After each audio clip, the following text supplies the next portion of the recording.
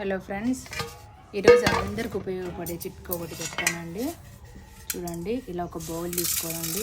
ఇలాంటివి హోల్స్ ఉండే బౌల్స్ తీసుకోవాలండి. దీన్ని పిల్లుల గిన్నె అని కూడా అంటారు. చూడండి, ఈ రెండు బౌల్స్ తీసుకొని ఏం చేస్తారా అని చూస్తున్నారా?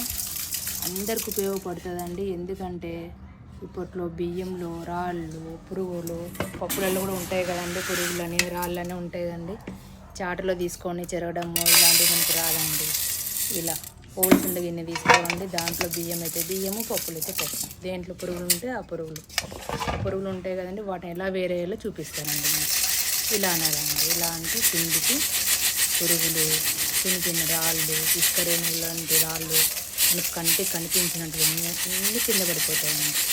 పైన మాత్రమే ఒడ్లు ఉంటాయి, పెద్ద పెద్ద రాళ్ళు ఇలాంటివి ఉంటాయండి.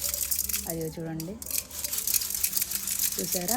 అది పురుగులు ఉన్నాయి, చిన్న చిన్న రాళ్ళు. అందులో సందేహమే లేదండి. ఒకరి పైన బియ్యంలో చిన్న చిన్న రాళ్ళు ఉంటాయేమో అని సందేహమే అవసరం లేదండి. పైన ఏముండవు, అన్నీ కింద పడిపోతాయి. పైన మాత్రం పెద్ద పెద్ద రాళ్ళు మన కంటికి మనం తీయగలిగినటువంటివే ఉంటాయి పైన. ఇలా తీసేసుకోండి, చాలా ఈజీగా ఉంటుందండి.